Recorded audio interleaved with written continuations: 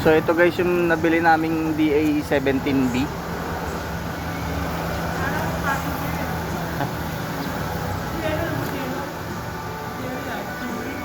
DA17B version siya guys. Customized sa color siya, blue.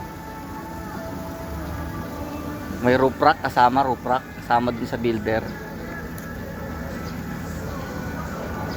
Ayan guys ang kanya exterior guys. May mags na libre, bago yung mags. Bago yung gulong guys, kasama binigay nung builder namin. Yan guys. So mga 2 months na namin siyang ginagamit yung DA17 namin, DA17B na to, 2 months na. So pakita ko guys yung loob sa likod. So guys, ito yung likod niya sa trunk. Ayan guys, meron siyang dalawang extra back seat, pinagawa namin yan guys. Hindi kasama yan, pero may mga builder na sinasama na yan guys. Bahala kayo kasi guys kung anong trip nyong mga accessories yan. So meron siyang, pwede mo siyang gawing compartment. Napakaganda. Yan. So dalawa yan guys. Ang lapad nito guys ay 2 feet. Tapos yung taas niya mga 1 feet yan. So okay yan sa likod. Maluwag siya guys, pwede kang umupo. Makakaupo ka. Doon naman tayo sa ano guys, sa gitna, sa middle row. Ito guys, sa middle row naman. Yan guys, sa captain seat siya. Ito guys, kami na bumili na ito, captain seat, tapos may ano siya, armrest sa gitna. Bali 2 months na namin ginagamit to guys, kaya medyo gamit na siya. Tapos foldable din to guys, nahihiga siya. Ito nahihiga. Yan, nare-recline. Tapos pwede mo siyang iganon, na hihiga-higa. Tapos hihilain mo to guys, ito yung tali dito, ito, para maiano mo siya guys, maitupi mo siya. Teka, hilain ko guys ha. May lock yan dito yun oh. Yung lock dito. So hilain ko lang. Ayun, tutunog yan guys. Ibaba mo lang muna to guys para bumaba siya. Yun, so tupiin natin guys. Tapos ito, ibababa mo lang ganon. So yan na guys siya. May ano mo na siya, matutupi mo na siya. So magkakasya dito ang isang motor. Kasya isang motor dyan guys, pagka hiniga mo siya. Pwede ka rin mahiga dyan, kaya lang lubak. Bilan mo na lang ng airbed. Pero napakaluwag niyan guys oh. Pagka inano mo sa likod, napakaluwag niya. Ayan no. So same din dito guys, natutupi rin tong kabilang side na to. So punta naman tayo sa harapan. So guys, ito naman yung harapan niya. Yan guys, OBD ako na nagkabit. Ito libre ng builder.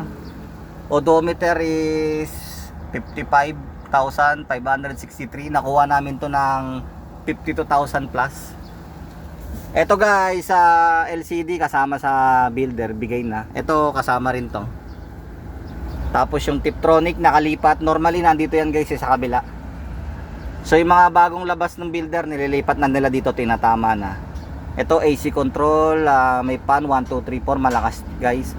Malamig ang aircon ng DA17. Malamig siya guys, super. Yung mga chikiting patrol ko guys ay nilalamig, nagja-jacket pagka gabi na. Solid ang lamig niya. Ito captain seat, yung passenger, yung driver captain seat. Ito additional na to, kami na bumili.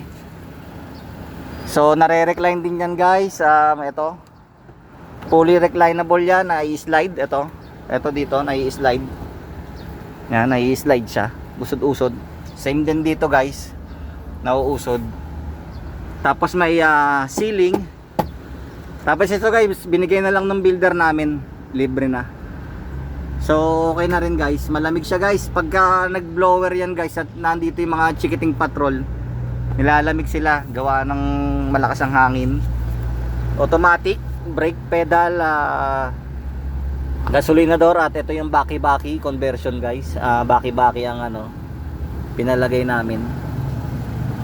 So yung mga technical guys, standard naman sa mga DA17 yung mga technical features. So ito yung overview lang, overview. 2 months na namin ginagamit, sa goods na goods naman. Eto guys, sinagyan ko na lang to, yung thermostat.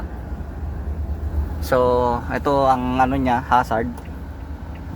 Hazard, yung shifter niya automatic, fully automatic. Meron siyang ano guys, Tiptronic na semi-manual. Up down sa gear shift.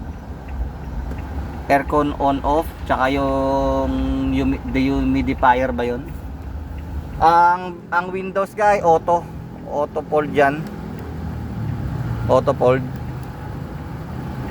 Yung tilt niyan guys, may control din yan dito guys sa tilt.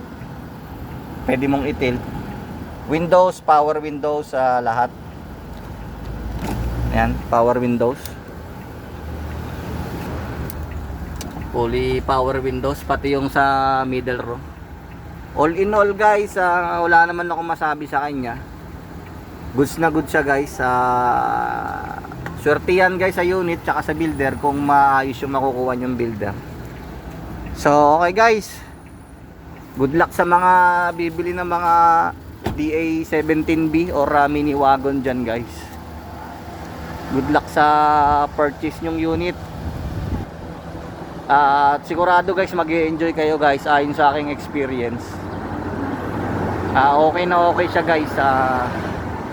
Pampamilya, pang service, goods na good siya guys.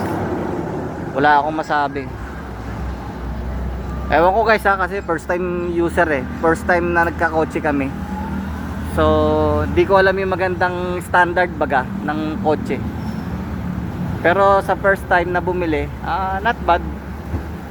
Not bad. Yung kulay niya guys, medyo light blue siya sa personal. Nag-iba yung color tone niya dito sa ano, sa camera. Ayun guys, roof rack guys. Ayos na rin yan. Additional yung roof rack.